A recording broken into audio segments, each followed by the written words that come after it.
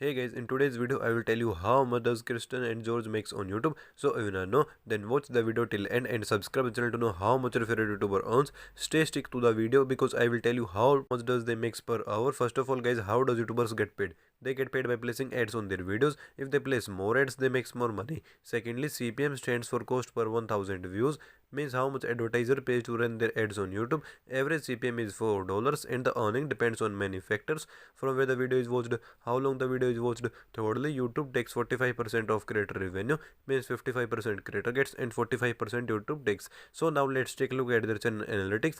It has total of 66.6 thousand subscribers and total 253 videos and 10.5 million total views lifetime on their channel today while filming the video. So now let's take a look at their estimated revenue. How much does it makes monthly, annually, daily and per hour from YouTube?